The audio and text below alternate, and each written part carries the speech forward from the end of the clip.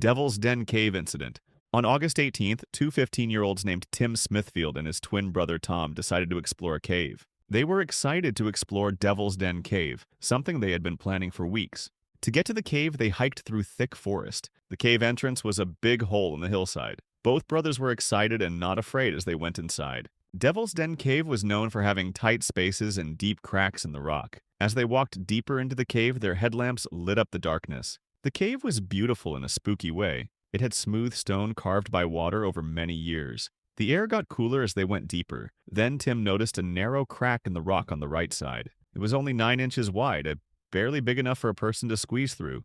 Tom thought they should stick to the easier parts of the cave, but Tim was curious. Even though Tom warned him to be careful, Tim squeezed into the narrow crack. He wanted to see how far it went. The crack was 20 feet long. As he made his way down, the walls pressed against his body. He had to twist and bend to move deeper into the crack.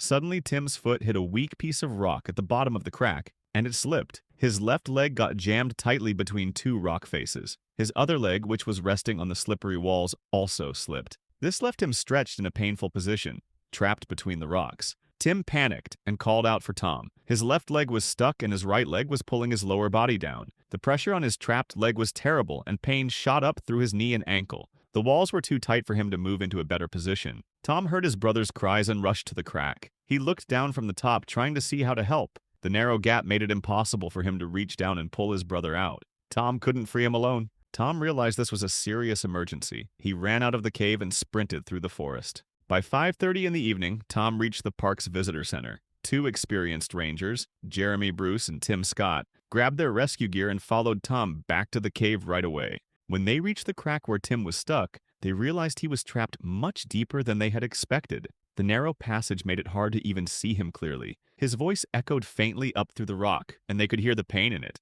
The rangers quickly understood that this wasn't just a simple rescue.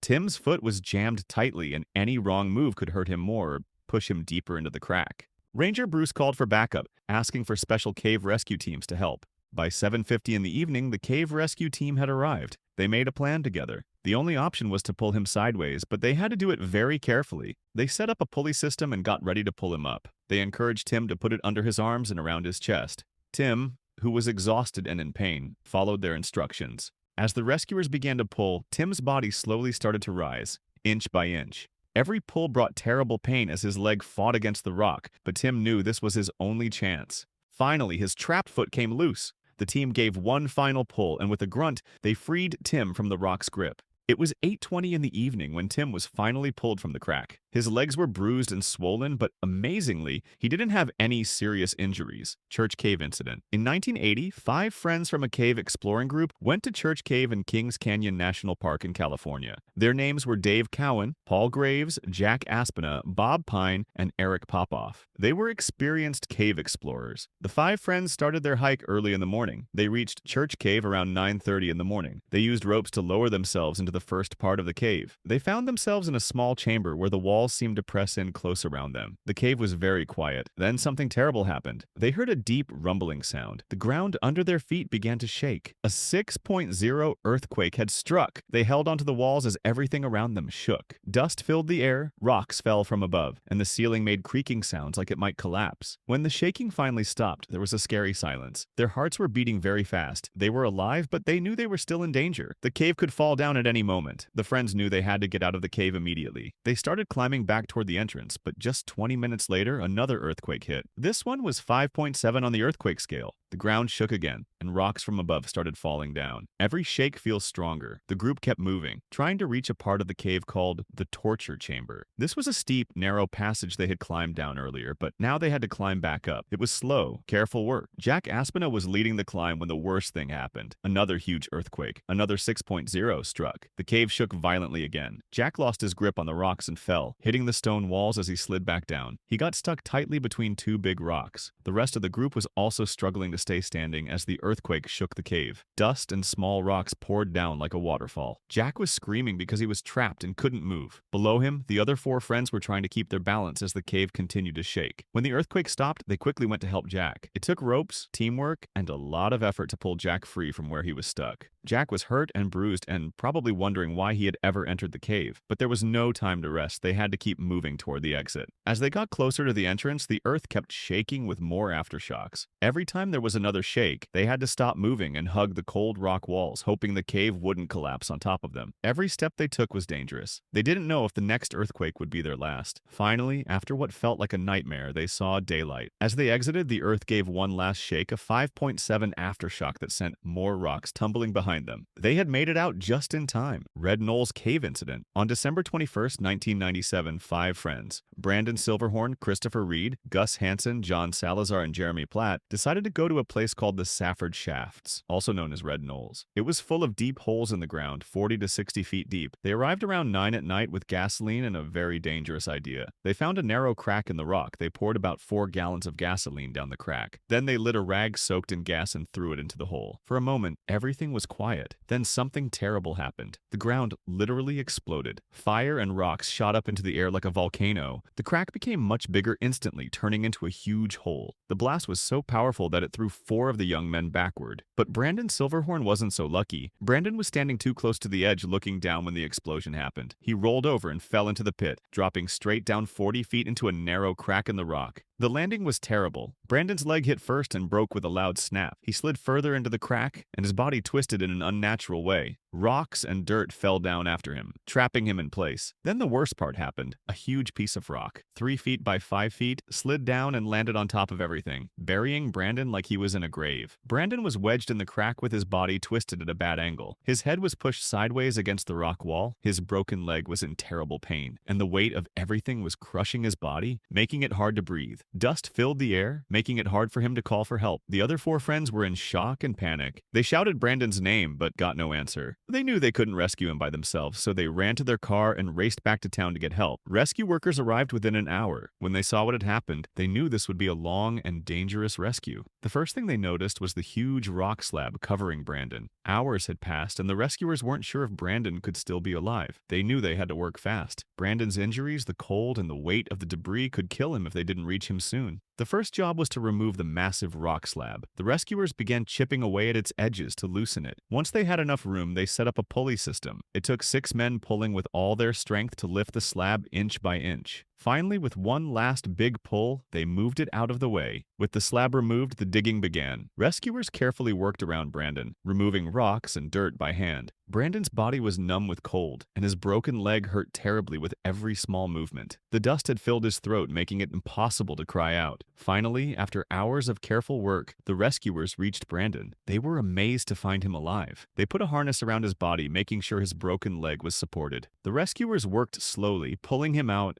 bit by bit to avoid making his injuries worse. At last, after nearly 12 terrible hours, Brandon was lifted out of the pit. He was rushed to the hospital. It was a miracle that he survived. Culverson Creek Cave incident. On November 28, 1985, 7 friends who loved exploring caves went to Culverson Creek Cave in West Virginia. There had been a lot of rain recently, which caused flooding in the area. When they entered the cave, they found a passage that was 5 to 8 feet wide. A shallow stream flowed quickly over loose rocks on the cave floor. The group walked forward, not knowing what was about to happen. Only about 50 feet into the cave, they came to a huge boulder, a 5-foot-tall rock that was blocking part of the passage. The group had 2 ways to get past it: climb over the boulder or squeeze through a narrow gap between the rock and the cave floor where the stream was flowing. 3 cavers went through the tight space safely without any problems. Eric Slagle, who was 26 years old and had lots of caving experience, led the next group of 3 people. He chose to go through the left side, stepping carefully as he walked through the stream. Just as he reached the middle of the boulder, something terrible happened. Suddenly, the massive boulder shifted and began to tilt to the left. The rock became unstable and started to fall. The other cavers tried quickly to stop it from moving, but they couldn't. The huge boulder crashed down, trapping Eric between the cave wall and the rock. Eric was stuck completely. His left temple and shoulder were pressed against the cave wall, and his right cheek was trapped against the boulder. His body couldn't move at all. The weight of the rock pressed hard against his chest, making it very difficult for him to breathe. Eric's friends were shocked and scared. They could see the pain in his eyes and watched as he got weaker. The feeling of not being able to help was terrible for them. One person ran out of the the cave to get help, while the others stayed and desperately tried to move the boulder. They pushed with all their strength, trying as hard as they could, but it didn't work. The rock was too heavy. They tried to use crowbars to move the rock, pulling with every bit of strength they had, but nothing worked. While they tried, they watched Eric's breathing get weaker and weaker. Eric stayed awake for about 3 minutes after the boulder fell. Soon his body stopped moving. A small amount of blood came from his nose and his pulse was getting weaker. One of the cavers tried to hold him up, hoping to take some pressure off him, but it didn't help much. At 4:20 in the afternoon, nearly an hour after the accident, they finally had a hydraulic jack. With a team of rescuers, crowbars, and the jack, they managed to move the boulder just enough to free Eric's body. His friends carried him to a drier part of the cave, just 20 feet away, and immediately started CPR. With every chest compression and every breath they tried to give him, they hoped they could bring him back. But Eric wasn't responding. His skin had turned pale, and although his body was still warm, his life was slipping away. At 5:25 in the evening, Eric was finally carried out of the cave on a stretcher. He was rushed to the hospital. Despite everyone's best efforts, it was too late. Eric Slagle died from his injuries.